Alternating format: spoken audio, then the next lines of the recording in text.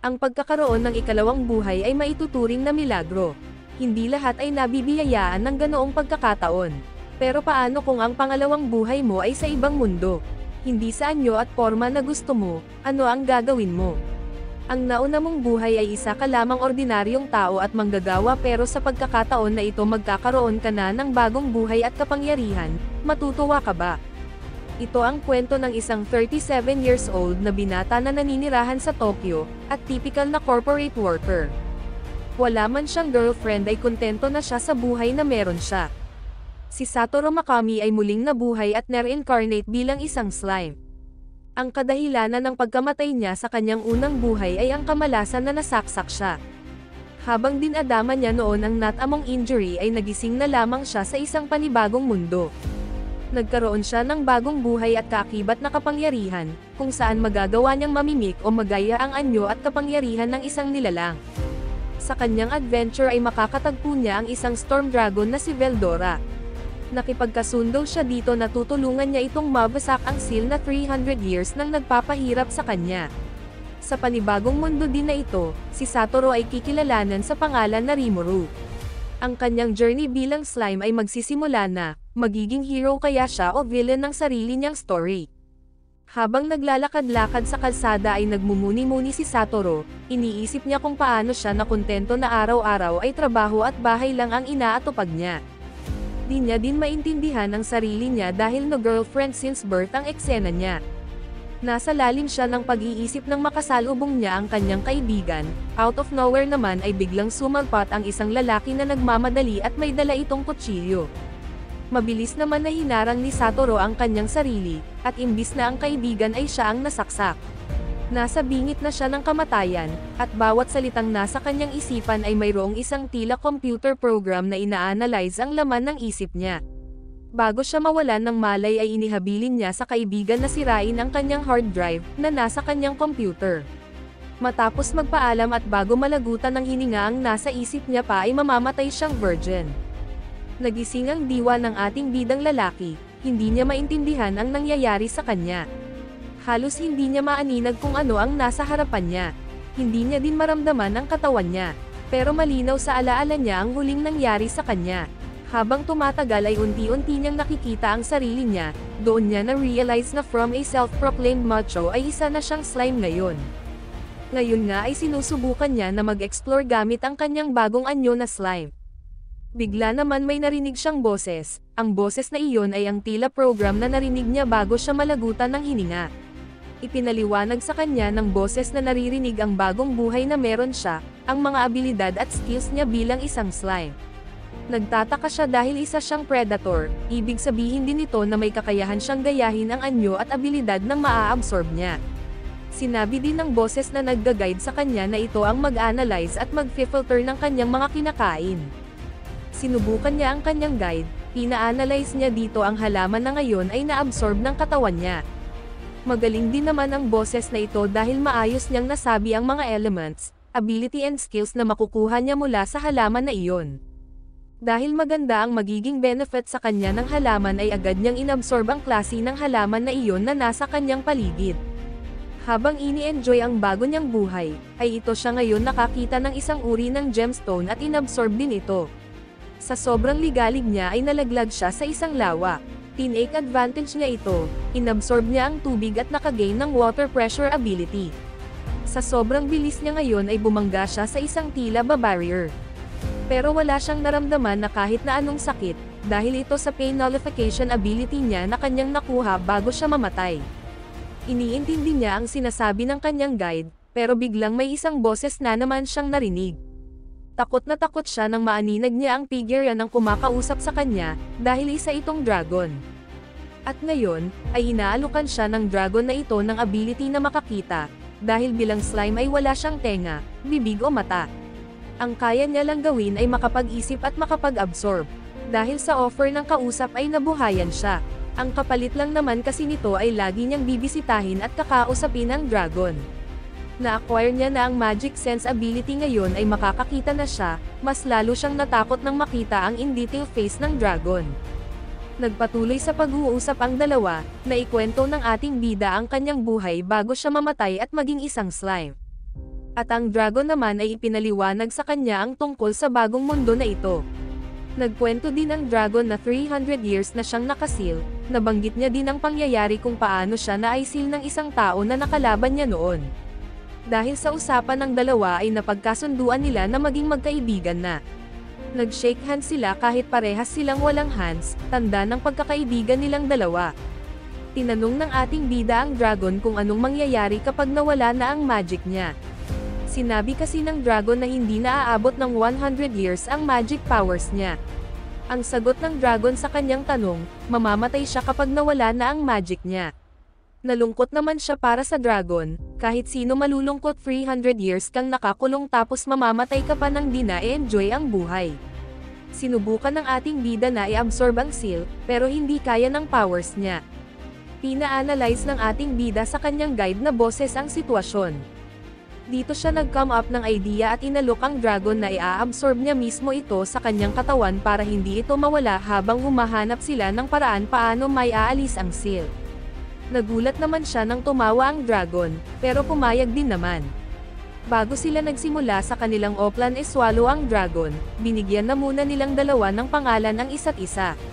Tinawag niya ang dragon na Veldora Tempest at siya naman ay pinangalanan nitong Rimuru. Kung kaya ang naging panibong pangalan ng ating bida ay Rimuru Tempest, dahil ang Tempest ay family name nila ng dragon na kanilang napagkasunduan. Matapos bigkasin ng dragon ang pangalan niya, ay nagkaroon ng changes sa ating bida. Dahil ang pagbibigay ni Veldora sa kanya ng pangalan ay pagbibigay din ng proteksyon sa kanya nito. Matapos nang gamit ang Predator ability ni Rimuru ay inabsorb na niya si Veldora, kasama ng seal nito na nagbigay sa kanya ng panibagong ability. Ang mga tao ay nangangamba na dahil sa pagkawala ng dragon, especially sa lugar ng Blue Month. Ang mga namumuno dito ay nabalitaan na ang biglaang pagkawala ng Storm Dragon na si Veldora. Ang mga may katungkulan na ito ay nag-aalala sa sitwasyon ngayong wala na ang dragon sa kagubatan ng Jura. Maaari kasi itong magsanhi ng war, at agawan ng teritoryo sa nasabing kagubatan. Sa kabilang banda si Rimuru naman ay nagpatuloy lang sa paglilibot, iba't ibang ability and skills na ang kanyang nakukuha. At sa kanyang paggagala ay may nakita siyang isang napakalaking ahas. Ginamit niya ang kanyang water blade ability na mabilis pinugot ang ulo ng ahas. Naisip niya din na i-absorb ang ahas para ma-analyze at makuha ang ability na meron ito. Ang kapangyarihan niya ngayon ay mas madami na, at mas nagiging exciting para sa kanya ang mga bagay-bagay. Ngayon pa nga ay may nakaharap siyang isang halimaw, at dahil isa sa ability niya ang gayahin o imimik ang itsura at ability ng kanyang na-absorb ay nag-transform siya bilang isang ahas. Sinubukan niya sa kalaban ang ability poison ng ahas at effective naman ito. Kung kaya iba't ibang uri ng mga nilalang ang nilabanan niya sa loob ng kuwebang iyon, na lahat ay inabsorb niya at kinuha din ang kapangyarihan. Nakapag-absorb din siya ng paniki, kung kaya sa pagkakataon na ito ay mayroon na siyang boses. Habang siya ay nagro-roam around, nakita na niya ang isang pinto na nagbigay pag-asa sa kanya na makalabas lalo pa nang magbukas ito. Mayroong 3 tao na pumasok sa kuweba, inobserbahan niya ang mga ito dahil natatakot siyang magpakita. Namangha siya nang mayroon din palang kapangyarihan ang mga ito, lalo pa nang maglaho ang 3 tao. Nang mapansin niya na wala na ang mga ito ay kinuha na niya ang pagkakataon na makalabas. Nilasap ni Rimuru ang sariwang hangin, sa kanyang paglalakbay sa kagubatan na ito ay nakasalubong niya ang mga goblins.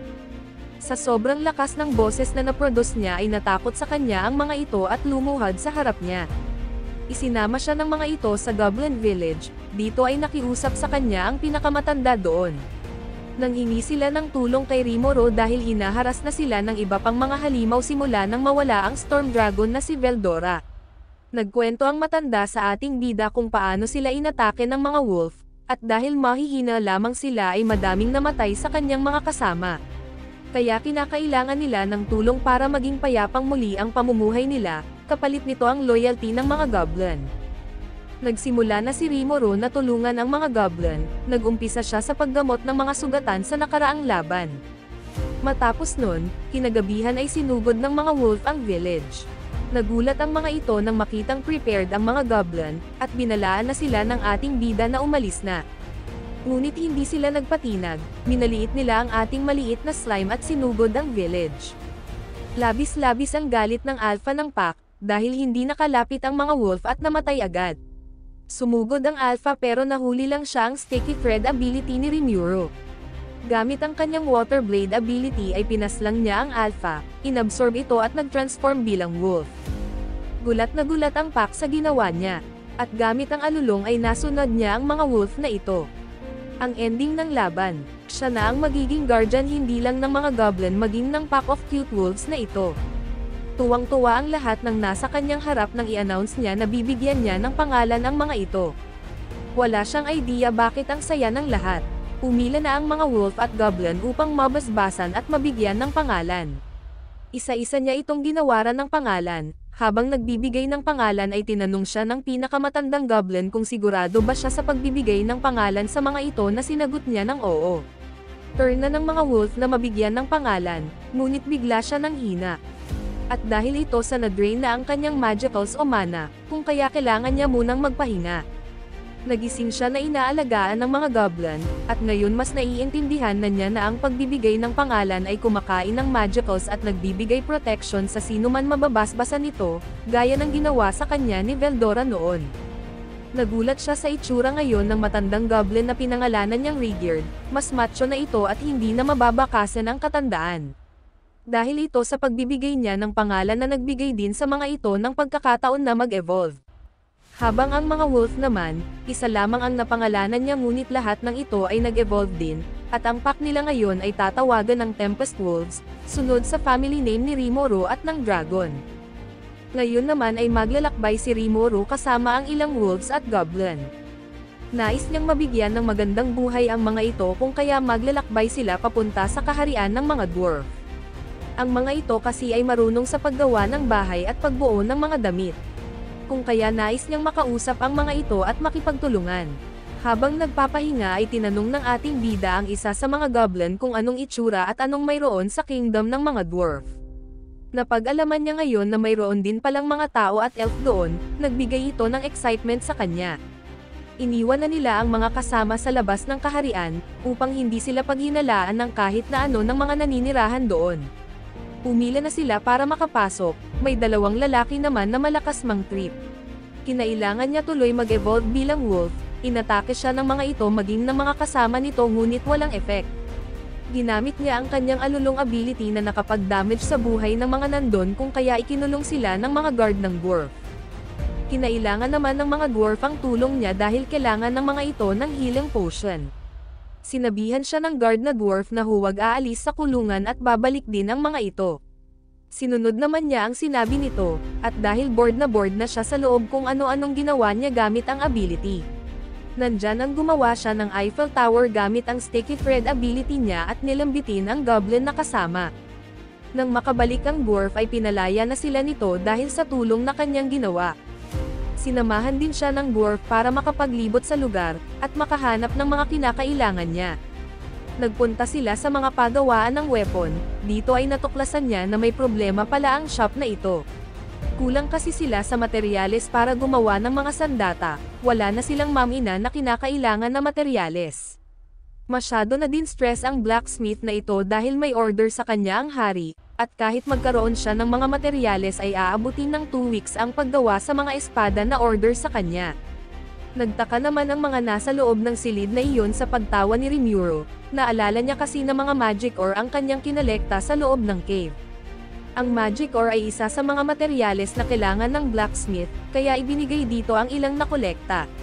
Kapalit ng kanyang ibinigay ay tuturuan nito ang mga nasa village niya ng paggawa sa mga weapon, at maghahanap din ito ng mga makakasama na magtuturo para sa pagbuo ng bahay, at pagluluto. Dahil sa pagtulong niya sa blacksmith ay na-meet niya ang mga elf, na isa sa mga gustong-gusto niya. At ang adventure na ito ay mas nagpasaya pa sa ating bidang bulilit slime.